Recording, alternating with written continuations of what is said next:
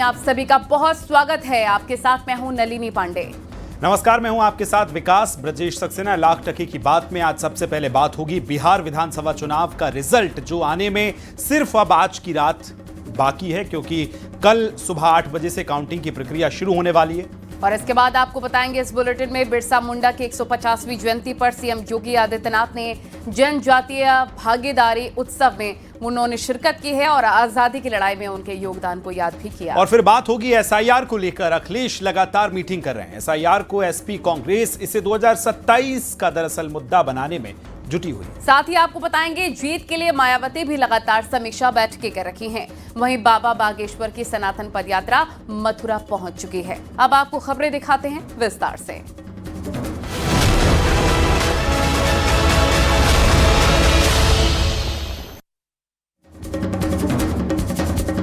तो बिहार विधानसभा चुनाव का रिजल्ट आने में सिर्फ एक देर रात की है, क्योंकि कल सुबह 8 बजे से काउंटिंग की प्रक्रिया शुरू होने वाली है। और काउंटिंग की तैयारी करीब करीब पूरी भी कर ली गई है। नेताओं के साथ साथ बिहार ही नहीं बल्कि पूरे देश की नजर बिहार के रिजल्ट पर है। देखिए रिपोर्ट।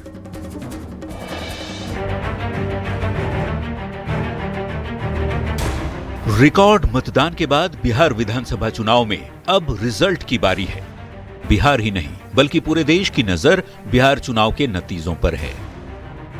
काउंटिंग के लिए बिहार के सभी 38 जिलों की 243 विधानसभा सीटों के लिए 46 काउंटिंग सेंटर बनाए गए हैं। 2025 बिहार विधानसभा चुनाव के लिए पटना जिले की मतगणना इसी एएन कॉलेज मतगणना केंद्र पर होगी, जहां की तस्वीर इस वक्त हम आपको दिखा रहे हैं। और देखिए, इस वक्त तस्वीरों में सारे अधिकारी जो है एक एक कर निकल रहे हैं यहाँ पर, और चाक चौबंद व्यवस्था की गई है यहाँ पर मतगणना केंद्र पर। और सुबह 8 बजे से मतगणना जो है वो शुरू हो जाएगी। नतीजों के लिए चुनाव आयोग की तरफ से तैयारियां करीब करीब पूरी की जा चुकी हैं। चप्पे चप्पे पर सुरक्षा के साथ साथ मतगणना की हर संभव तैयारी की जा रही है। पूरे बलों की व्यवस्था की गई है, मजिस्ट्रेट्स की तैनाती की गई है और पूरे जिले में चौकसी बढ़ती जाएगी। काउंटिंग की शुरुआत बैलेट पेपर और ईटीपीबीएस यानी electronically transmitted postal ballot system से होगी।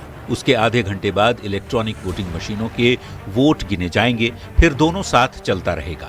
लेकिन जब तक बैलेट पेपर की गिनती पूरी नहीं हो जाती, तब तक ईवीएम की गिनती खत्म नहीं की जाएगी। 163 जो 144 सीआरपीसी जिसको बोलते थे, वो लागू रहेगा क्षेत्र में। जहां कहीं यदि भारी संख्या में लोग एकत्रित होंगे तो उनको डिस्पर्स करने की कानूनी कार्रवाई की जाएगी। बिहार की सभी 243 सीटों पर 2616 उम्मीदवार मैदान में हैं, जिनकी किस्मत ईवीएम में कैद है। कौन जीतता है, कौन हारता है, बिहार में किसकी सरकार बन रही है, काफी हद तक शुक्रवार दोपहर तक स्थिति साफ हो जाएगी। वैसे एग्जिट पोल के नतीजों में एनडीए की सरकार बनती दिख रही है।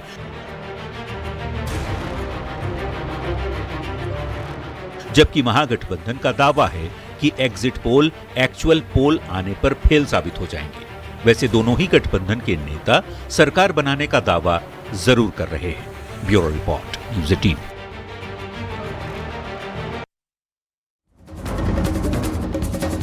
और बिहार में जीत को लेकर सभी दलों के अपने अपने दावे हैं। बीजेपी जहां एक बार फिर से एनडीए की सरकार बनाने का दावा कर रखी है, वहीं अखिलेश का दावा है कि तेजस्वी इस बार बिहार के नए सीएम होंगे। तो नेताओं से पहले दोनों तरफ से पोस्टर वॉर शुरू हो गया है। आरजेडी ऑफिस के सामने एसपी ने पोस्टर लगाया है जिसमें लिखा है कि अलविदा चाचा। वहीं नीतीश का एक पोस्टर पार्टी ऑफिस के बाहर लगाया गया जिस पर लिखा है टाइगर अभी जिंदा है। अब पोस्टर वॉर की एक रिपोर्ट आपको दिखाते हैं।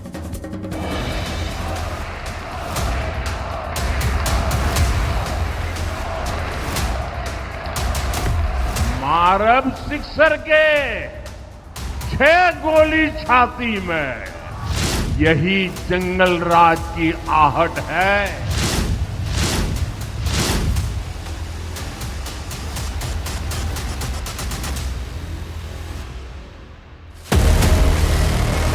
बिहार में नतीजों के एक दिन पहले की रात बहुत भारी है। 14 नवंबर को किसका नंबर लगेगा? फिलहाल सबके दावे तो अपनी जीत के हैं। बिहार में तेजस्वी मुख्यमंत्री बने जा रहे हैं, कोई कंफ्यूजन नहीं है इसमें। एनडीए की सरकार हमारी भारी बहुमत से बनने जा रही है। बिहार में क्यों इन लोगों को वोट देगा? दंगा फैलाने के लिए। हिंदू मुसलमानी करने के लिए, रोहिंग्या को बचाने के लिए लालू यादव जैसे भ्रष्ट को क्यों वोट देगा?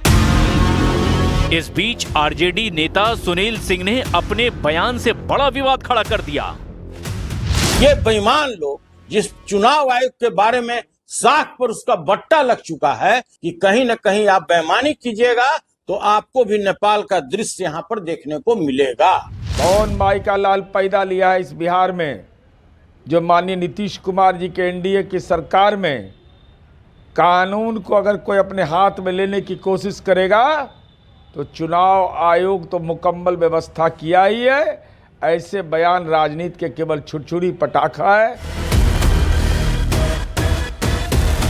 नतीजों से पहले दोनों तरफ से पोस्टर वॉर शुरू हो गया है।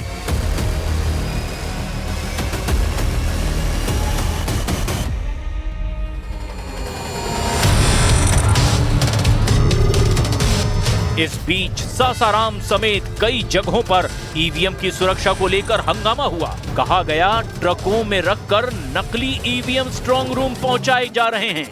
हालांकि जांच में दावे सही साबित नहीं हुए। तो ईवीएम से भरा हुआ ट्रक घुसने की जो सूचना थी वो असत्य था। सारे डब्बे खाली पाए गए। लेकिन सबसे बड़ा सवाल है, अगर जीत सही है तो हार पर बवाल की धमकी क्यों? नेपाल वाली धमकी देकर कैसे बचेगा लोकतंत्र? काउंटिंग शुक्रवार यानी कल सुबह 8 बजे से शुरू हो जाएगी। काउंटिंग के लिए चुनाव आयोग तैयार भी है, लेकिन उससे पहले इलेक्शन कमीशन ने एडवाइजरी भी जारी की है। मीडिया संस्थानों को हिदायत दी है कि वो जल्द रिजल्ट दिखाने की होड़ में ना रहे, सिर्फ ऑफिशियल सोर्स पर ही यकीन करें। देश का सबसे बड़ा न्यूज नेटवर्क 18 बिल्कुल सटीक और पुख्ता जानकारी अपने दर्शकों यानी आप तक पहुंचाता है।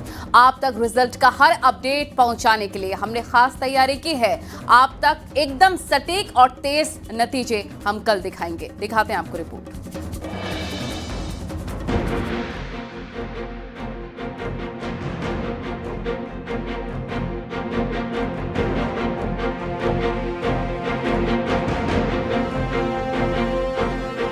बिहार तैयार है अपनी नई सरकार के ऐलान के लिए। बिहार में इस बार किसकी बहार होगी ये कल तय हो जाएगा। कल बिहार के रण का फैसला होगा।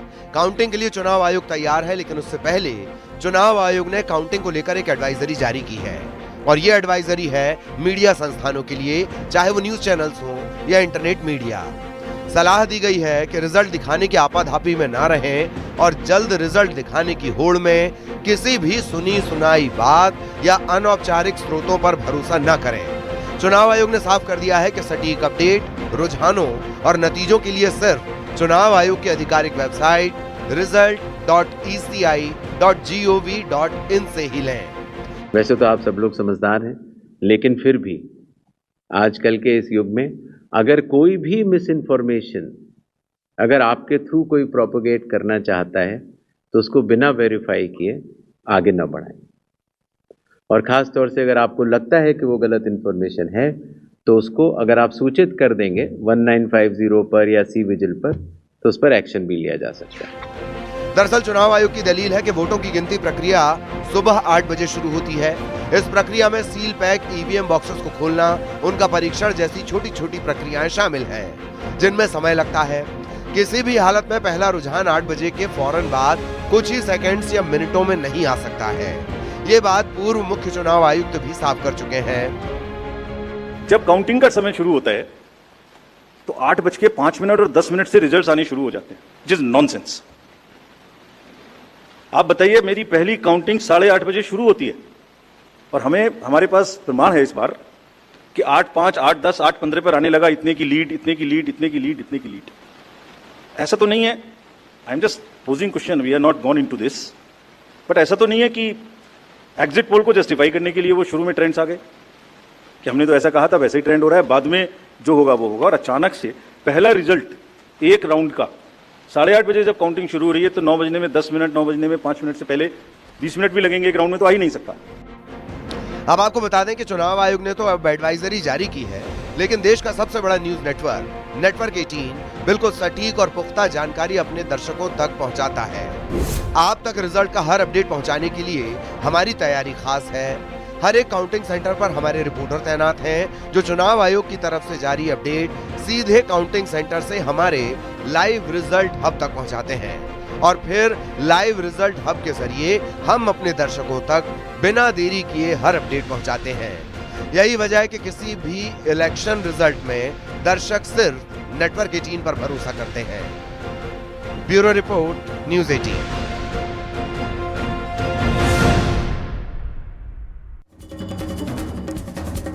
आगे बढ़ते हैं। बिरसा मुंडा की 150वीं जयंती पर सीएम योगी जनजातीय भागीदारी उत्सव में शामिल हुए और इस मौके पर सीएम योगी ने बिरसा मुंडा को नमन करते हुए आजादी की लड़ाई में उनके योगदान को याद किया। इस दौरान मुख्यमंत्री योगी आदित्यनाथ ने कहा कि सरकार आदिवासियों के कल्याण के लिए काफी काम कर रही है। लोगों को बिना भेदभाव की योजना का लाभ मिल रहा है। कैसे, इस रिपोर्ट में आपको दिखाते हैं।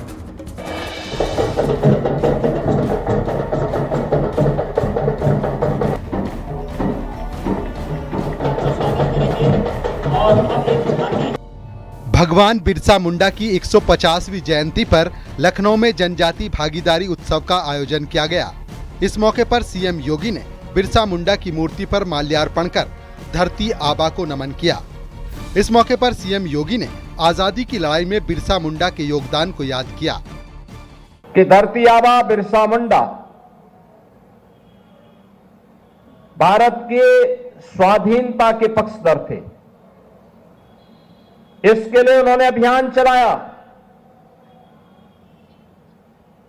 तत्कालीन ब्रिटिश गवर्नमेंट ने उन्हें गिरफ्तार किया और मात्र 25 वर्ष की उम्र में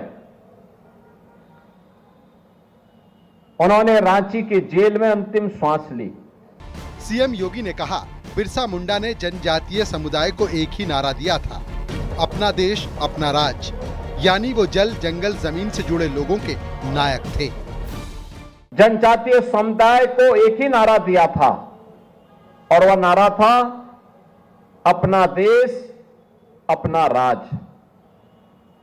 यानी देश हमारा है तो राज भी हमारा होना चाहिए। विदेशी हुकूमत भारत के अंदर राज न करे। लखनऊ में आयोजित जनजातीय भागीदारी उत्सव में सीएम योगी ने प्रदर्शनी भी देखी और ढोल बजाकर आदिवासी संस्कृति का सम्मान किया। सीएम योगी ने कहा कि सरकार आदिवासियों के कल्याण के लिए काफी काम कर रही है। लोगों को बिना भेदभाव के योजना का लाभ मिल रहा है। Bureau report, news 18, Uttar Pradesh, Uttarakhand.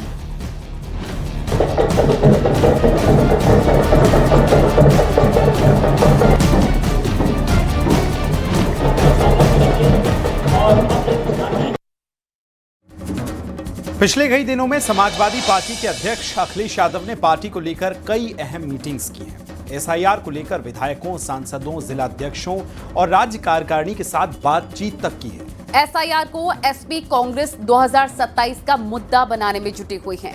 दोनों पार्टियों का दावा है कि उन्होंने एसआईआर को लेकर बीजेपी के खिलाफ एक बड़ी रणनीति तैयार की है। देखिए रिपोर्ट।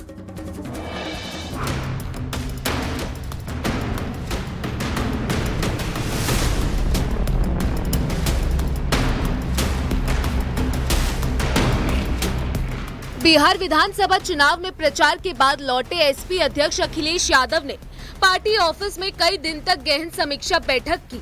इसमें एसपी के वरिष्ठ पदाधिकारी, राज्य कार्यकारिणी के सदस्य, जिला अध्यक्ष, महानगर अध्यक्ष, विधायक और दूसरे जिम्मेदार पदाधिकारियों को बुलाया गया। बैठक में एसआईआर को लेकर निर्देश दिए गए। समाजवादी पार्टी ये सुनिश्चित करना चाहती है कि कोई भी व्यक्ति ऐसा नहीं बचना चाहिए जिसको वोट देने का अधिकार है और उसका वोट न बने, और कोई व्यक्ति ऐसा नहीं होना चाहिए जो 2 वोट बनवा ले। सबको बराबर अधिकार है। इसको सुनिश्चित करने के लिए समाजवादी पार्टी के कार्यकर्ताओं को पीडीएफ प्रहरी बना के राष्ट्रीय अध्यक्ष जी ने अलग अलग जगह पे नियुक्त किया है और वो लोग अपना काम करेंगे। यूपी में 2024 के लोकसभा चुनाव में एसपी के साथ खड़ी कांग्रेस भी एसआईआर पर पूरी तरह सीरियस नजर आ रही है। कांग्रेस प्रवक्ता का कहना है कि वो पूरी तरह से अखिलेश यादव के साथ खड़ी है। अखिलेश यादव जी 5 दिनों में अगर 4 बैठक कर रहे हैं तो देखिए कितना गंभीर खतरा है देश के लोकतंत्र को, क्योंकि लोकतंत्र में बिहार के एसआईआर में जिस तरीके से 65 लाख वोट काटे।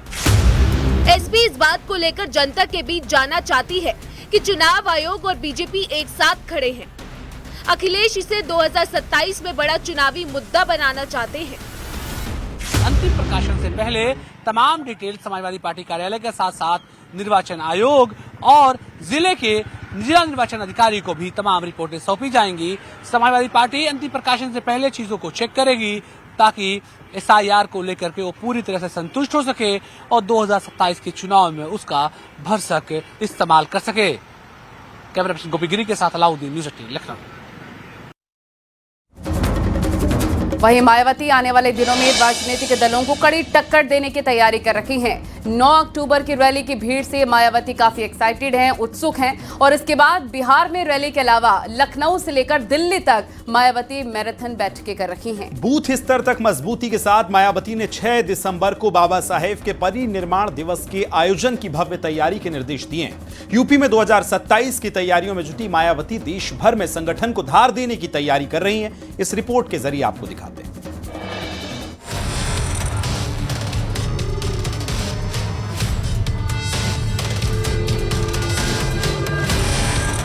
दिल्ली में मायावती के जरिए दिल्ली, राजस्थान, मध्य प्रदेश, छत्तीसगढ़ और गुजरात की राज्यवार बैठक हुई, जिसमें राज्यों में पार्टी संगठन की तैयारी को लेकर गहन समीक्षा की गई।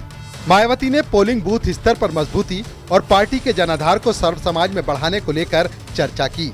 राजनीति के जानकार मानते हैं कि मायावती आने वाले दिनों में राजनीतिक दलों को कड़ी टक्कर देने की तैयारी में हैं। आने वाले समय में मायावती एक बड़ा डेंट तैयार करेंगी अन्य पार्टियों के लिए राजनीतिक दृष्टि से, और संभवतः इसीलिए वो इतनी बड़ी तैयारियां कर रही हैं। आकाश का चेहरा नया है, आकाश के साथ युवा वर्ग भी जुड़ रहा है। शोषित से शासक वर्ग बनाने का मिशन दिया। लखनऊ में 9 अक्टूबर की रैली की भीड़ से मायावती उत्साहित हैं। बिहार में रैली के अलावा लखनऊ से लेकर दिल्ली तक कई मैराथन बैठक हुई। यूपी में 2027 की तैयारियों में जुटी बीएसपी देश भर में संगठन को धार देने में जुटी है। यहाँ तो दलितों की एकजुटता है। दलितों की एकजुटता न तो भाषण से होगी न मीटिंग करने से होगी।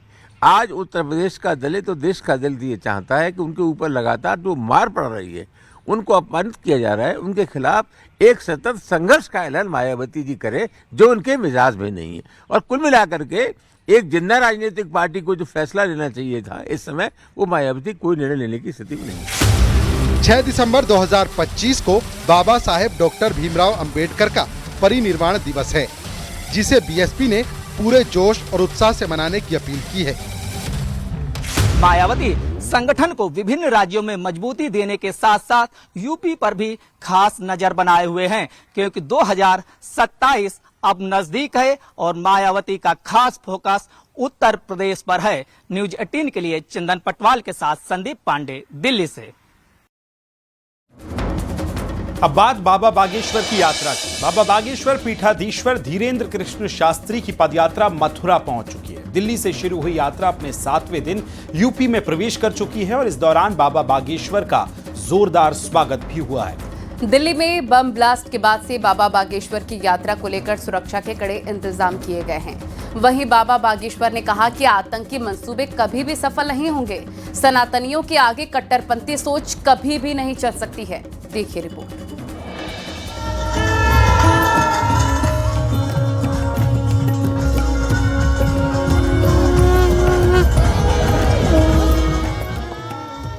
दिल्ली के छतरपुर कात्यायनी माता मंदिर से 7 नवंबर से शुरू हुई बाबा बागेश्वर की यात्रा अब यूपी पहुंच चुकी है। पद यात्रा के यूपी बॉर्डर में प्रवेश करते ही महिलाओं ने आरती उतारी और यात्रा पर पुष्प वर्षा की गई। इस मौके पर बाबा बागेश्वर ने कहा कि जल्द ही सनातनियों के लिए वो दिन आएगा जब हम कृष्ण जन्मभूमि का विवाद कानूनी तरीके से जीतेंगे और वहां अयोध्या के राम मंदिर की तरह भगवान कृष्ण का भव्य और दिव्य मंदिर बनेगा। तो मथुरा में जो कट्टरपंथी विचारधारा के मजहबी लोगों के पत्थर लगे हैं, उन पत्थरों की नींव हिलेगी और भविष्य में जब कोर्ट के द्वारा आदेश आएगा तो भव्य दिव्य श्री भगवान कृष्ण का भव्य मंदिर बनेगा। संपूर्ण ब्रजवासियों के चरणों में नाक रगड़ कर दंडवत प्रणाम करके एक प्रार्थना करना चाहेंगे ब्रिज परिसर को, ब्रिज क्षेत्र को स्वच्छ रखना है तो ब्रिज क्षेत्र को मांस मदिरा मुक्त रखना है। दिल्ली बम ब्लास्ट पर चल रही जांच को लेकर बाबा बागेश्वर ने कहा कि आतंकी मंसूबे कभी सफल नहीं होंगे। सनातनियों के आगे कट्टरपंथी सोच कभी नहीं चल सकती। जहां से पदयात्रा निकली फरीदाबाद के वहीं बगल में वो डॉक्टर मुल्ला पाया गया और हम पूरी आतंकवादी विचारधारा की सोच रखने वाले समस्त लोगों से कहेंगे या तो भारत छोड़ दो या ये विचारधारा छोड़ दो, वरना देश की सेना और भारत का हिंदू अब तुम्हें छोड़ेगा नहीं। दिल्ली में बम ब्लास्ट के बाद से बाबा बागेश्वर की यात्रा को लेकर सुरक्षा के कड़े इंतजाम किए गए हैं। ड्रोन से पूरी यात्रा पर नजर रखी जा रही है। आरएएफ, पीएसी, खुफिया एजेंसी के साथ साथ बड़ी तादाद में पुलिस फोर्स मौजूद है। एएसपी अनुज चौधरी ने बाबा बागेश्वर की सनातन जोड़ो यात्रा की सुरक्षा का जिम्मा संभाला है। पीएससी है और आरएएफ है, इसके अलावा एलआईयू है, इंटेलिजेंस की अलग प्रदेश की यूनिट वो अलग है, बाकी बम विस्फोट दस्ता है और हमारे कुछ लोग पीछे से ही लगातार यात्रा में बने हुए हैं। लगातार ब्रज की सीमा में प्रवेश कर चुकी बाबा बागेश्वर की सनातन जोड़ो हिंदू यात्रा 16 नवंबर को वृंदावन पहुंचेगी। बाबा बागेश्वर बांके बिहारी मंदिर में दर्शन पूजन करेंगे, जिसके बाद यात्रा संपन्न होगी।